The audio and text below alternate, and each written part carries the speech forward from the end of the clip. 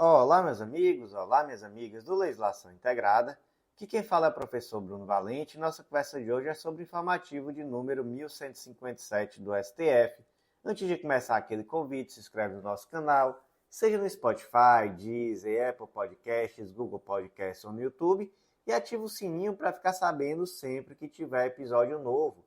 Nos segue também no Instagram, @legislação_integrada, onde todo dia tem novidade, e não deixa de curtir, de compartilhar esse episódio com aquele amigo e de deixar seu comentário contando o que você está achando. Tudo isso ajuda esse conteúdo a ser mais distribuído, então eu agradeço muito, com certeza. E não deixa também de avaliar a gente no Spotify com 5 estrelas. Caso você já tenha ouvido alguns episódios, você já consegue nos avaliar e com certeza ajuda demais também. Então, sem mais delongas, vamos para o primeiro julgado de hoje. E eu já vou aqui adiantar que o informativo de hoje é pequenininho, do jeito que eu gosto. Adoro informativo pequeno, não sei vocês. Mas o primeiro julgado de hoje foi inserido na Constituição Federal e é uma tese de repercussão geral, tema 1344 do STF, que ficou da seguinte forma. O regime administrativo remuneratório da contratação temporária é diverso do regime jurídico dos servidores efetivos, sendo vedada a extensão por decisão judicial de parcelas de qualquer natureza, observado o tema 551 da repercussão geral.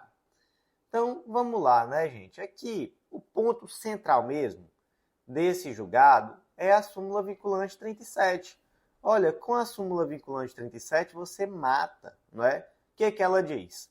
Não cabe ao Poder Judiciário, que não tem função legislativa, aumentar vencimentos de servidores públicos sob o fundamento de isonomia. Então, o judiciário não pode estar aumentando a remuneração de nenhum cargo porque outro cargo ganha mais para dizer, olha, tem que ter isonomia. Então, não pode, né? Então, da mesma forma, o Poder Judiciário não pode estender gratificação, não pode estender nenhum tipo de vantagem, né? Tudo isso, súmula vinculante. Então, isso aqui já mata.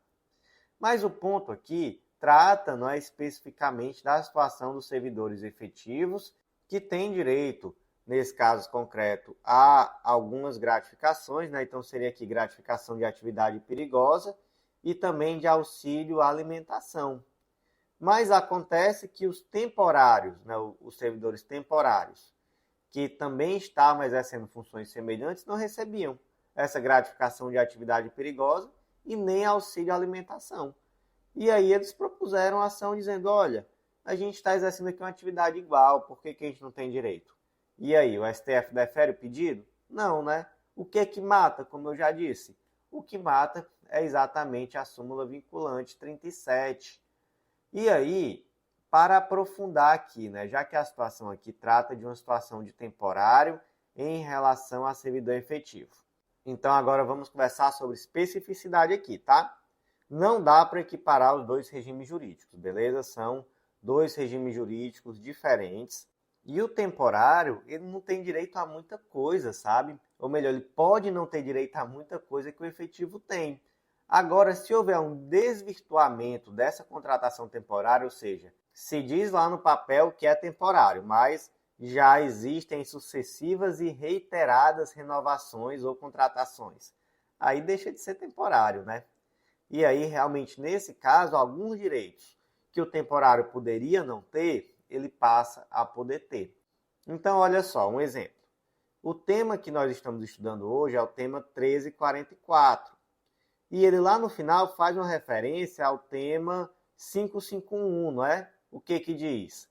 Que é vedada a extensão por decisão judicial de parcela de qualquer natureza, observado o tema 551 da repercussão geral. O que diz esse tal desse tema 551 da repercussão geral?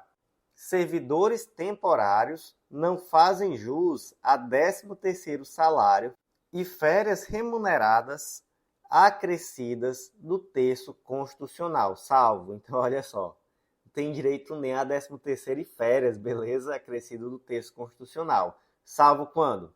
Quando houver expressa previsão legal ou contratual em sentido contrário, aí beleza, ou comprovado desvirtuamento da contratação temporária pela administração pública em razão de sucessivas e reiteradas renovações e ou prorrogações. Então, se no caso concreto o temporário não é temporário coisa nenhuma, então ele vai ter direito a determinadas coisas, né? Até porque imagina, se a pessoa é temporária, até que faz sentido ela não ter direito a férias, porque é temporário, vai ficar ali um ano. Ou então não tem direito a 13º, vai ficar ali meses, um ano. Tranquilo, né? Enfim, pode fazer sentido. Mas a pessoa está há 10 anos como temporária, não tem direito a tirar férias, não recebe nem um 13º, pelo amor de Deus, né? Aí também é falta de limite total. Então, realmente, se houver um desvirtuamento, aí já seria possível. E aí, até por isso, né, que se aplica esses parâmetros aqui do tema de repercussão geral para verificar se aquilo que é aplicado ao efetivo na prática vai poder ser aplicado ou não ao temporário, mas em regra não é, tá? Só excepcionalmente. Então, como é que ficou a tese de repercussão geral, tema 1344 do STF? O regime administrativo remuneratório da contratação temporária é diverso do regime jurídico dos servidores efetivos, sendo vedada a extensão por decisão judicial de parcelas de qualquer natureza, observado o tema 551 da repercussão geral. Próximo julgado de hoje foi inserido na Constituição Federal também, e é mais um tema de repercussão geral, tema 1347. A tese fixada ficou da seguinte forma: o adiamento de exame de concurso público por motivo de biossegurança relacionado à pandemia do Covid-19 não impõe ao Estado o dever de indenizar. Esse aqui é o julgado que, se cair na sua prova, eu acho que ninguém erra, né? Porque realmente você para imaginar que adiar uma prova por conta da pandemia é algo razoável, então não geraria o dever de indenizar do Estado. Mas para a gente não basta pensar assim, né? É razoável. Mamãe decidiria assim. É engraçado isso de mamãe decidiria assim, porque eu já li um livro certa vez de um determinado professor especializado em concurso que ele diz que quando você tem dúvida, você pensa, como minha mãe decidiria nesse caso concreto? E você decide conforme a sua mãe decidiria. Você marca lá na sua prova, porque, via de regra, sua mãe vai acertar. Muito interessante esse posicionamento. Eu não sei se funciona, não. Mas vida que segue, né? Para a gente não basta pensar como mamãe decidiria, temos que pensar aqui de forma teórica em como se aplica essa decisão. Então, nós temos aqui que pensar nas teorias do risco que são aplicáveis no âmbito da administração pública. Nós temos lá no artigo 37, parágrafo 6º, que as pessoas jurídicas de direito público e as de direito privado, prestadoras de serviços públicos, responderão pelos danos que seus agentes nessa qualidade causarem a terceiros, assegurado o direito de regresso contra o responsável nos casos de dolo e culpa. Então, é daqui do 37, parágrafo 6º, que nós retiramos, né, aquilo que há de mais importante, aquilo que há de fundamental, né, melhor dizendo, sobre responsabilidade administrativa. E aí nós podemos pensar, né, nas teorias do risco. E aí nós temos duas teorias principais que são aplicadas no direito brasileiro no âmbito do risco da administração pública. Temos a teoria do risco administrativo, que é a regra no direito brasileiro. E aí, por essa teoria, a responsabilidade do Estado é objetiva, ou seja, independe de culpa ou dolo, é objetiva, beleza? Mas o Estado se exime de indenizar caso ele demonstre caso fortuito ou força maior, culpa exclusiva da vítima ou culpa exclusiva de terceiro. Nesses três casos é possível eximir o Estado de sua responsabilidade indenizatória.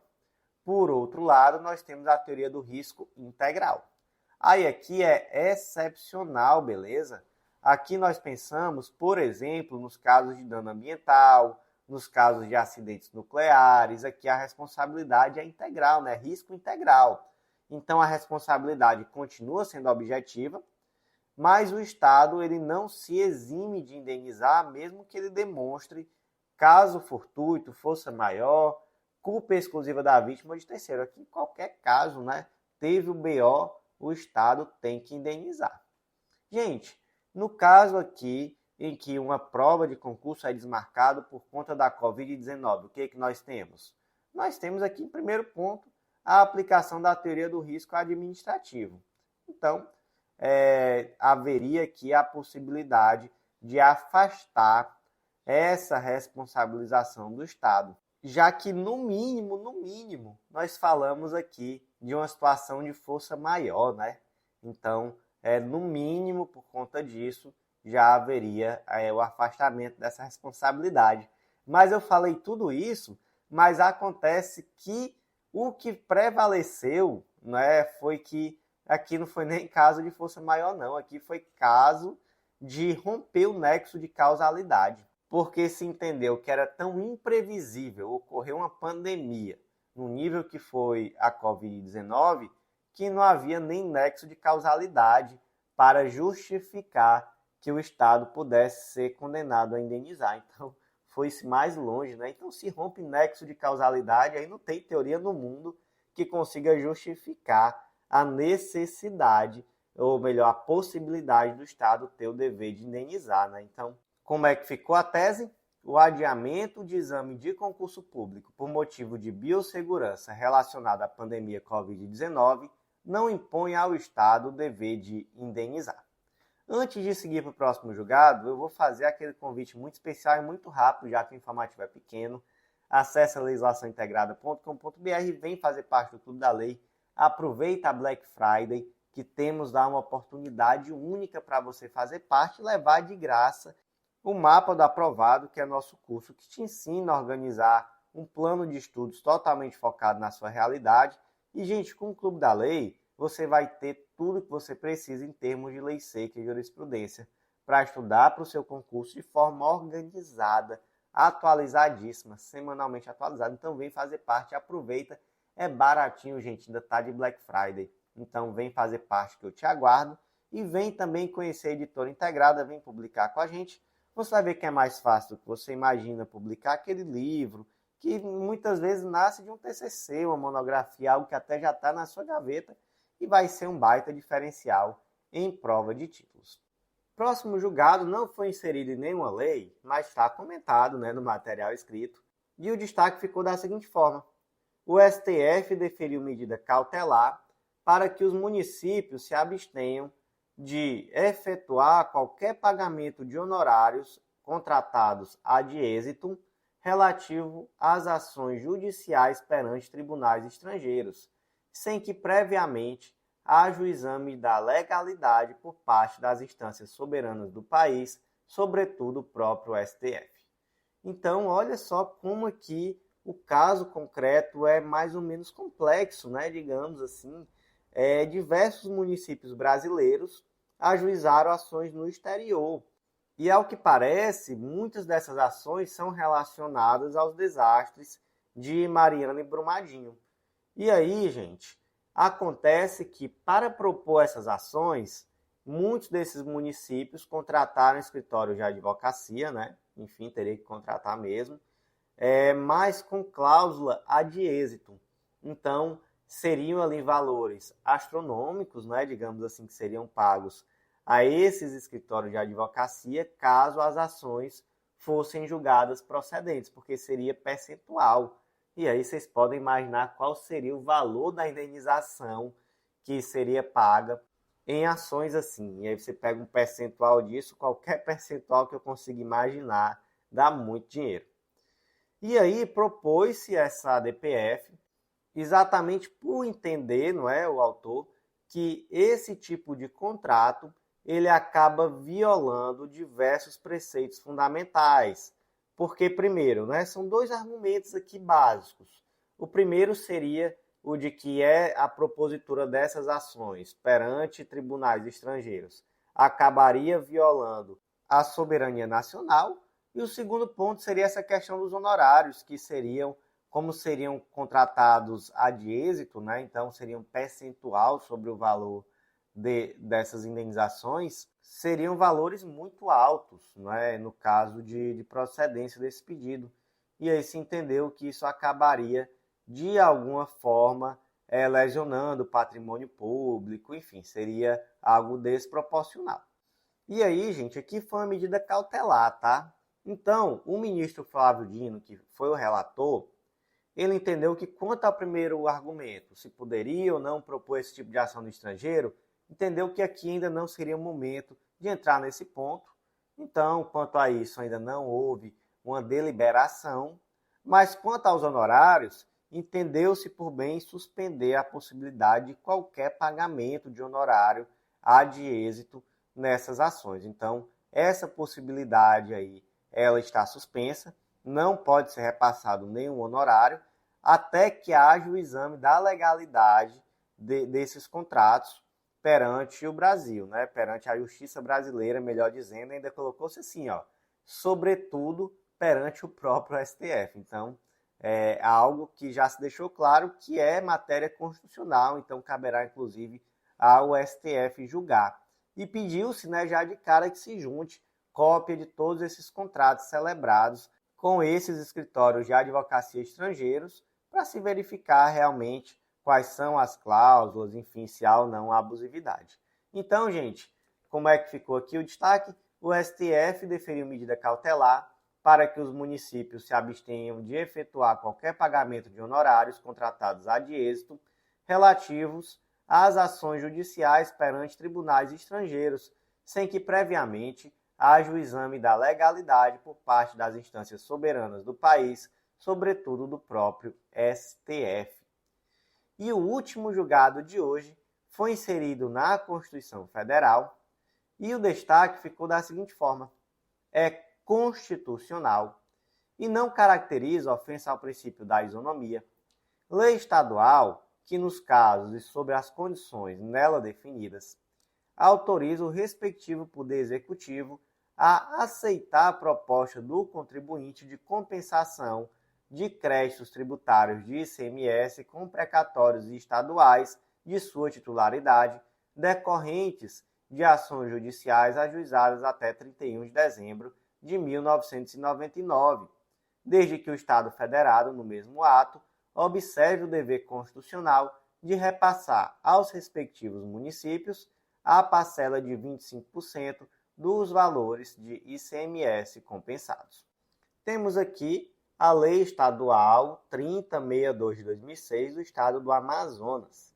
Basicamente, essa lei permite que aquela empresa que tem um débito tributário de ICMS, mas também tem um precatório estadual lá no estado de Amazonas, e aí esse precatório tem que decorrer de ação ajuizada até 31 de dezembro de 99, essa empresa poderia compensar o crédito com débito. Simples, né? Então, olha só, Estado, eu te devo, você me deve. Então, vamos compensar aqui as dívidas. Então, ninguém deve ninguém, beleza? Beleza. E aí, isso aí é uma opção, tá? Não está impondo. A pessoa que tem esse crédito, né, esse precatório, pode requerer. E aí o Estado tem autorização legal para realizar essa compensação. Gente, isso daqui é constitucional? É constitucional sim, não tem nenhum problema nisso não. Agora, qual é o único ponto aqui? Onde é que o bicho pega aqui? A questão é que, pelo artigo 158, inciso 4º, a linha A da Constituição Federal, 25% do valor do ICMS pertence aos municípios. Vamos para um exemplo didático. Empresa X tem dívida tributária de 1 milhão com o estado do Amazonas. Por outro lado, também tem um precatório, também do estado do Amazonas, no valor de 500 mil. Aí a empresa diz, olha, te devo aqui 1 milhão, tu me deve 500 mil, abate eu 500 mil. Aí fica faltando te pagar quanto? 500. Aí eu te pago aqui só os 500, beleza? Beleza, show de bola. Aí chega os municípios e diz assim, Estado e meus 25% aí, como é que fica? Aí eu pergunto, os 25% vão ficar em cima de 1 milhão, então os municípios vão receber 250 mil, ou vai ficar 25% só dos 500 mil que o Estado vai efetivamente receber? Então, vai ficar só 125 mil para os municípios. Gente, fica 250 mil para os municípios, né? Então, o Estado compensou 500 mil reais? Compensou. Ele tem que pegar 25% desses 500 mil reais que já foram compensados e repassar para os municípios. Depois o Estado vai receber efetivamente 500 mil? Vai receber. Então, pega mais 25% desses 500 mil e repassa também para os municípios, beleza? Então pode fazer a compensação, só não pode prejudicar os municípios, basicamente isso, beleza? Simples, né?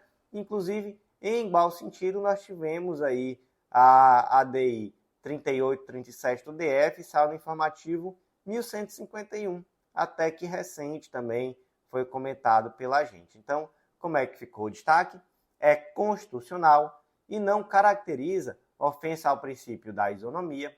Lei estadual que, nos casos e sob as condições nela definidas, autoriza o respectivo Poder Executivo a aceitar a proposta do contribuinte de compensação de créditos tributários de ICMS com precatórios estaduais de sua titularidade, decorrentes de ações judiciais ajuizadas até 31 de dezembro de 1999, desde que o Estado federado, no mesmo ato, observe o dever constitucional de repassar aos respectivos municípios a parcela de 25% dos valores de ICMS compensados.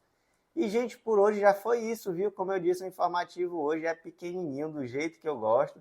E eu sei que vocês também gostam de informativo pequeno. Então curte, compartilha com aquele amigo, mostra para todo mundo que você está nos ouvindo. Eu agradeço demais, demais mesmo. Tudo isso traz relevância para o nosso trabalho, aumenta a nossa distribuição e é um estímulo muito grande a continuar com esse projeto. Então, olha, eu te agradeço demais mesmo a você que ouviu até o final. Já terminou de ouvir? Avalie a gente com 5 estrelas no Spotify. Por hoje foi isso e até a próxima.